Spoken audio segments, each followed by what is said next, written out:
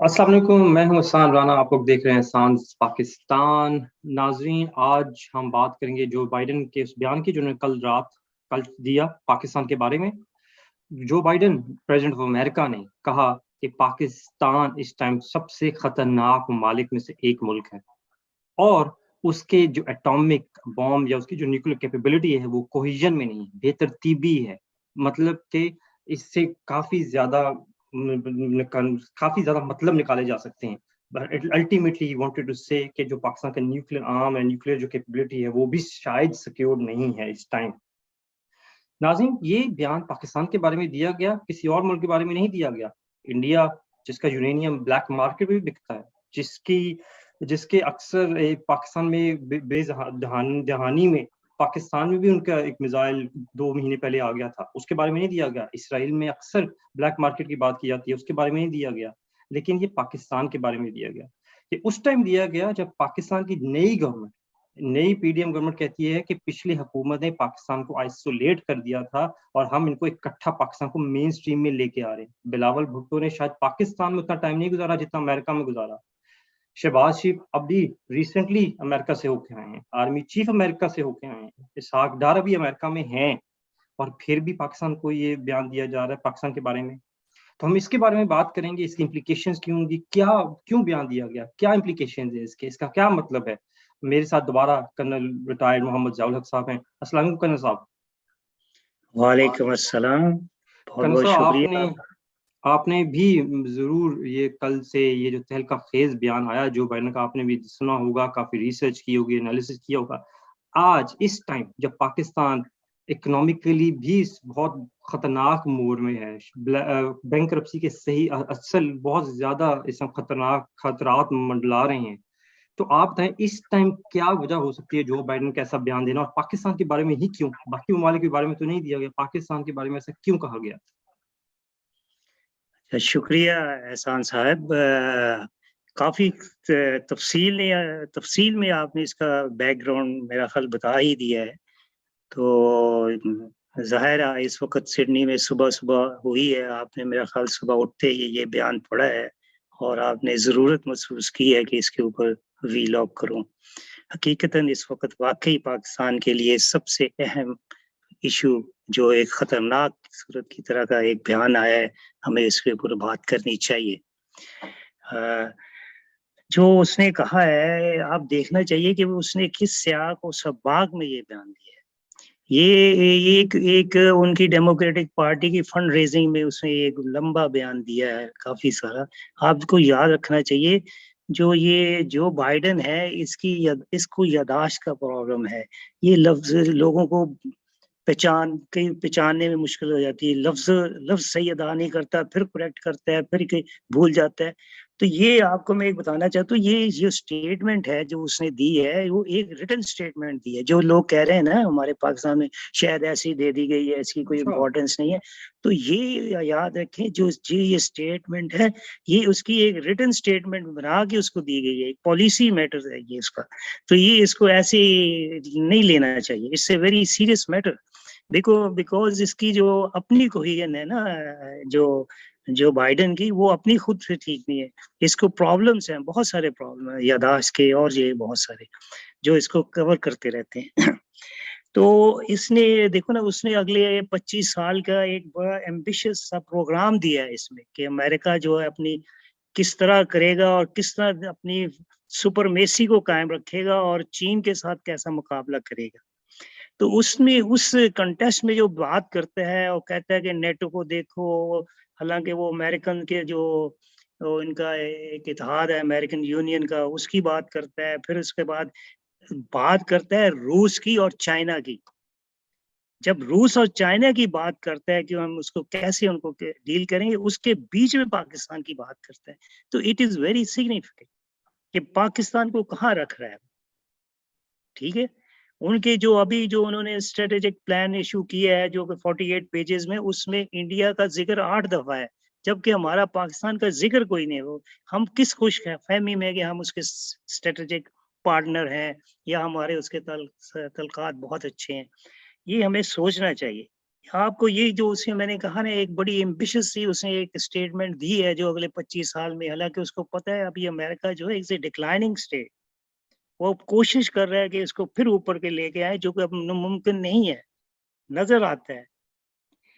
اب یہ جو پاکستان کا ایک، میں اسی سلسلے میں تھوڑی سی بات، ہم ہر وقت کہتے ہیں جی ہمارا پاکستان کا اور یو ایس اے کے اسٹریٹجک پارٹنر ہے، ایک اس کا نیٹو کے ساتھ برابر ہے، لیکن ہمیں انہوں نے کئی دفعہ بتا چکے ہیں کہ ہماری وہ حیثیت نہیں ہے، زبانی بھی کلامی بھی۔ جب این ڈی شرما انڈیا گئی تھی اور واپسی پہ بامبے سے اس نے ایک بیان دیا تھا، اور پھر آگے پاکستان آئی جس میں عمران خان نے اس سے ملنے کے ساتھ، تو اس نے اسے بتا دیا تھا، بھی کہا تھا کہ بھی یہ جو ہے نا پاکستان کے ساتھ ہمارا انڈیا میں، اس نے کہا تھا کوئی اسٹریٹجک فیوچر، ہماری ایک اسمال نیرو سی ایک لائن ہے جو ہم اس کے ساتھ سیٹل کچھ کرنا چاہتے ہیں۔ تو ہم پھر بھی انسسٹ کرتے ہیں کہ ہم ابھی ہے، اب جب کہ دنیا میں ری الائنمنٹ ہو رہی ہے، تو اس سلسلے میں یہ انہوں نے ہمیں اپنے کیمپ سے سمجھے کہ وہ سمجھتے ہیں کہ نہیں ہے، لیکن ظاہر ہے ان کی کوشش ہے کہ ہم ان کے کیمپ میں سے نہ نکلے۔ تو میں یہ کہنا چاہتا ہوں کہ اس دیکھیں نا، اب جب کہ ہماری اور ہمیشہ ہی پاکستان اور امریکہ کی جو ہے یہ امریکہ کی خواہش رہی ہے کہ ہمیں ایک پرا اسٹیٹ بنایا جائے، ٹھیک ہے، کنسیڈر ڈکلیئر کرایا جائے، اور ان نیوکلیئر سلسلے میں تو وہ ہمیشہ انڈیا کو تو مین سٹریم میں لے آیا، نیوکلیئر گروپ میں بھی اس کا ممبرشپ بنا دیا، اور پاکستان کو اسے ہمیشہ ایسے اسٹیٹ کرتا ہے جیسے کوریا یہ ہے، اس سلسلے میں اسرائیل ہے، اسرائیل کی وہ کبھی نہیں بات کرتا۔ انڈیا میں جو ہے نا سیفٹی کے یہ حال ہے، نیوکلیئر جو ہے یورینیم ہے وہ بلیک مارکیٹ میں بکتا ہے، اور وہ جو ہے بروس کیا وہ میزائل کا نام ہے وہ پاکستان میں آ گیا، تو انڈیا کا جو ابھی انہوں نے بیچنے کے بھی ارادے کر رہے ہیں دنیا کو، یہ وہ، تو اتنا انسیکیور سسٹم ہونے کے باوجود آج تک امریکہ نے اس کے اوپر نام نہیں لیا۔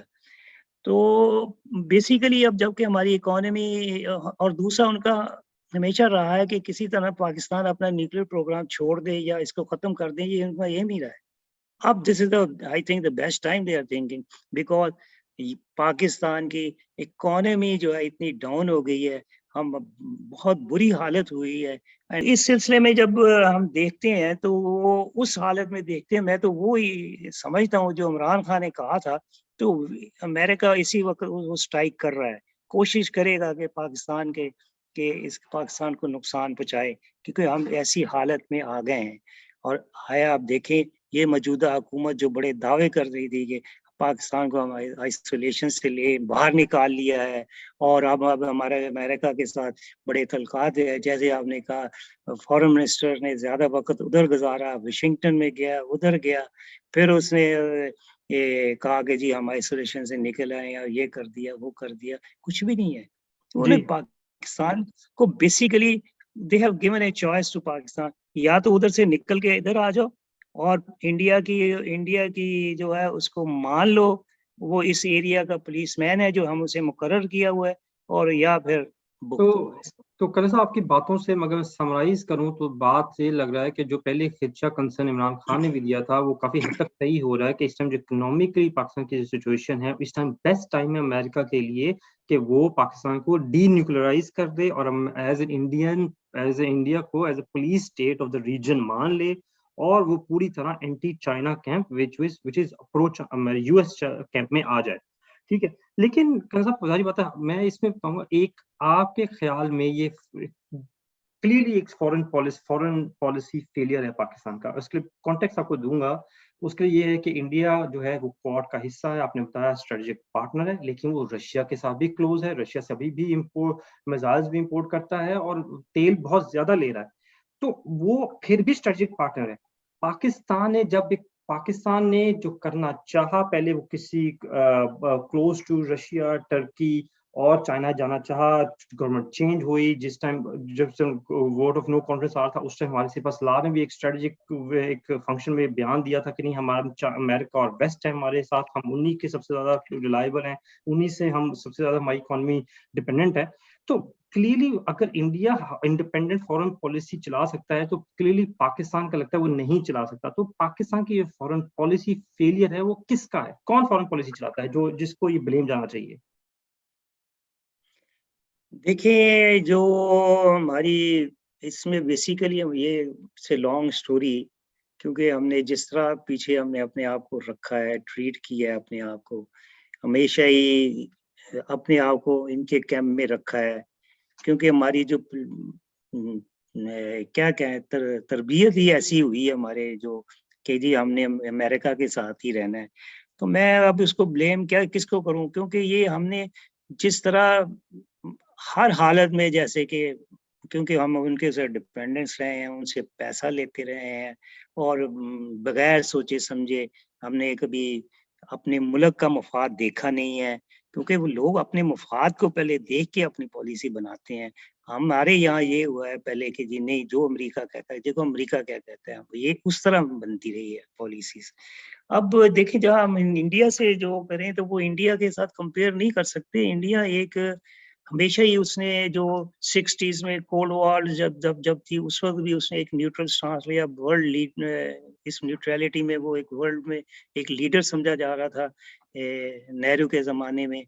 तो उसके बाद फिर उन्होंने रशिया जो था उनका मेन सप्लायर था, अब अभी भी उसका आर्मामेंट का मेन सप्लायर वही है। वो कैसे उसको छोड़ सकता है? वो अपने मफादात को देखते हुए अमेरिका के साथ और भी उसी तरह है और उस दूसरे कैंप के साथ भी है। अमेरिका की बहुत कोशिश रही है, इस वक्त सारी पाबंदियां लगाई हैं अभी यूक्रेन की वॉर में, लेकिन इंडिया ने वो नहीं मानी और उसको एग्जम्पशन भी दी है, बाकियों को नहीं दी। इसलिए कि वो उनको पता है कि दूसरा, उनकी अभी इकोनॉमी भी बहुत अच्छी हो गई है। आप जानते हैं कि हमारी इन 90s तक तो हम अच्छे थे, ठीक है, और अब हालत ये है कि वो इंडिया हमसे बहुत आगे गुजर गया, निकल गया और हम बहुत पीछे रह गए हैं। और ये पिछले 30 साल में जो इस हमारे मुल्क का हशर हुआ है और जिस तरह अपने मफादात और इस मुल्क को लूटा गया है, वो उसके बाद हमारी इंडिपेंडेंस तो रही नहीं है। देखिए, आज़ाद खारजा पॉलिसी होती है जब आप इंडिपेंडेंट हो। हमने तो अपनी इंडिपेंडेंस शो ही नहीं की।